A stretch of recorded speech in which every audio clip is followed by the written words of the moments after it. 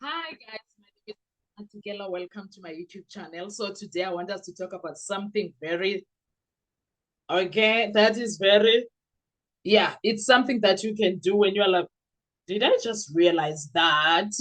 Did I just witness that? Yes, yes, yes. Ladies and gentlemen, let's talk about Baloyi's three biggest fears. The defense may be targeting the entire paper trade, right? However, Baloyi's got stress when he's sitting there. Ladies and gentlemen, there is something that happened in court on Friday that many people may have overlooked. I don't know if you guys saw that. Everybody focused on the witness dispute. Everybody focused on the subpoena. Everybody focused on whether the state should assist the defense or not.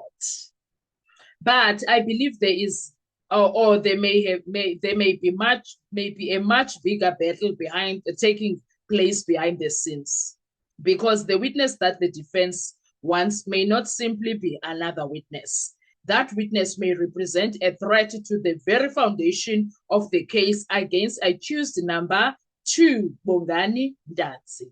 Now, before we continue, let's be clear about one thing, okay? What I'm discussing here is analysis and opinion based on what the defense strategy that we have observed in court is about. Okay, yes, these issues may not have been something that is out there for anyone to notice, but they are out there. I don't know if you get what I'm trying to say there now. Because wow, Sana, the stress of Baloyi has become Now, these issues have not yet been finally determined by the court also, right? But if you follow the direction of the defense carefully, a pattern begins to emerge.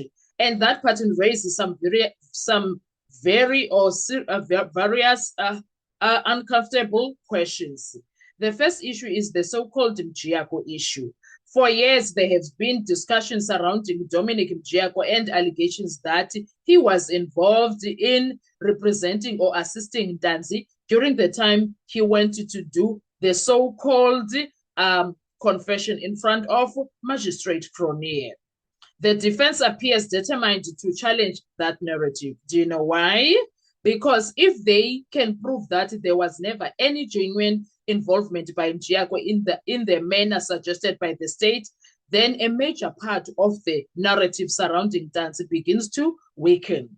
Suddenly, people start asking questions. Who created that version? Who relied on that version? Who verified that version? And most importantly, was that version ever true to begin with?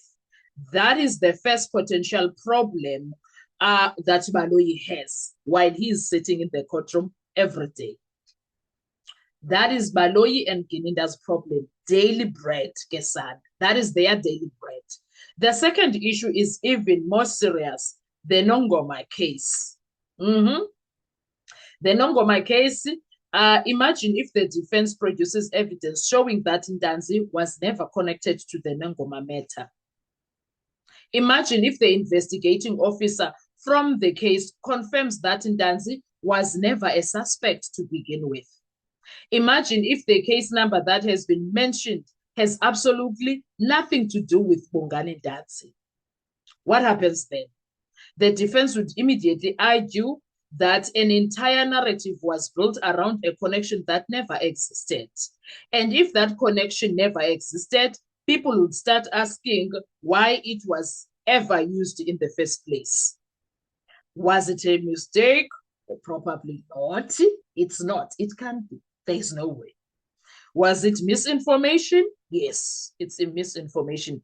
Or was it something else happening? Probably, yes, something else happening. You figure it out what it is. Me, I'm not coming there. Now, that is why this issue is potentially explosive.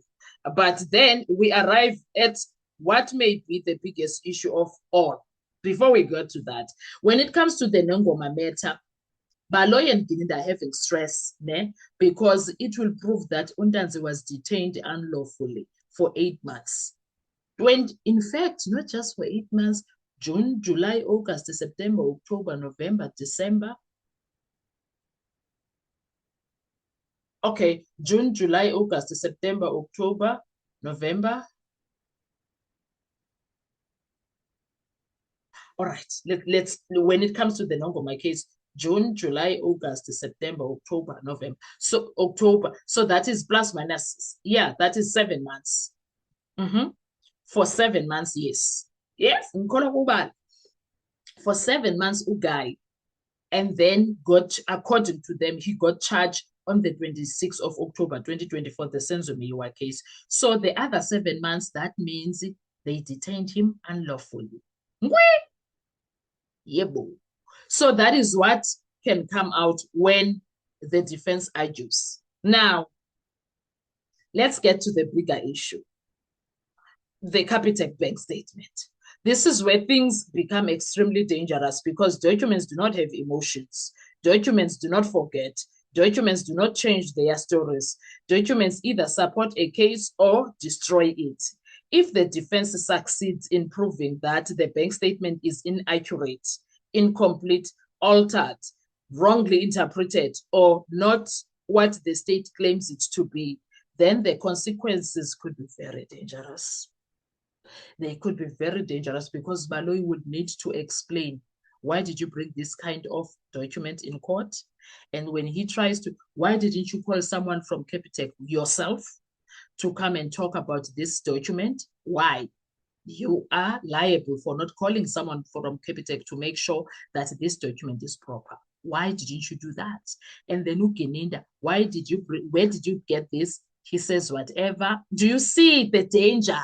The red zone, the danger there. There is a red zone, a big one. Suddenly, the focus shifts away from Bongani Ntanzi. Suddenly, the focus shifts to the document itself. Questions begin to emerge. Who obtained it? Who verified it? Who introduced it? Who authenticated it? And was the chain of evidence followed properly? Was the information interpreted correctly? These become the new questions. And that is why this issue could be one of the most important battles in the entire trial. And now let's go back to Baloyi. Let's go back to Baloyi. Many viewers have asked why Baloyi appeared reluctant to assist the defense regarding the witness. Of course, only Baloyi himself knows the real reasons. We cannot read his mind, right? But from strategic perspective, it is possible that the state understands exactly what the defense is trying to achieve. The defense is not merely looking for testimony. The defense may be looking for confirmation that certain events never happened, confirmation that certain allegations are unsupported, confirmation that certain documents cannot withstand scrutiny. And if that happens, then the defense gains something far more valuable than an argument. They gain independent corroboration. That is every prosecutor's nightmare, Kesan, because prosecutors can challenge an accused, they can challenge a lawyer, but it becomes much harder to challenge official records, independent witnesses, and objective evidence. That is why this witness battle, that is why the state was fighting. That is why this witness battle may be far bigger than people realize. This may not be about attendance. This may not be about procedure. This may not be about subpoenas. This may be about protecting the foundation of a narrative before the defense gets an opportunity to test it. Are they winning? No. Is Baloyi winning? No. He is not winning, Kesan. And that is why the next few witnesses could be absolutely crucial. They are all compellable witnesses. Okay? Is that compellable? Yes, I think that's the word that was the word for Friday, compellable. Yes. If the defense succeeds in proving that there was no Mjiyako involvement as alleged, no legitimate Nongoma case, connection for Ntanzi, and serious problems with the banking evidence, then the entire conversation surrounding Bongani Ntanzi changes dramatically. And the state understands that. Oh, they understand that, Kesan. The defense will argue that what looked like evidence was actually assumption. What looked like corroboration was actually coincidence. And what looked like a strong case was actually built on foundations that could not survive scrutiny. Whether they succeed remains to be seen. But one thing is certain, the battle is no longer simple about confessions. The battle is no longer simple about witnesses. The battle is now about the paper trail. And if the paper trail collapses, everything built on top of it could collapse with it. That is why this may be one of the most important developments we have seen in the Senzo Meyiwa case. What are your thoughts when it comes to all of this? Let's talk in the comment section. I want to hear your views. I want to hear what do you think. Please drop them comments and let me know. Let's discuss. Let's talk about it. Do you think I'm onto something? Do you think I'm bluffing? Do you think Baloyi is worried? Do you think Guninda and Baloyi are stressed? What are your thoughts? I want to hear from you. Thank you so much. I will see you on our next video. Do enjoy your day. Bye-bye.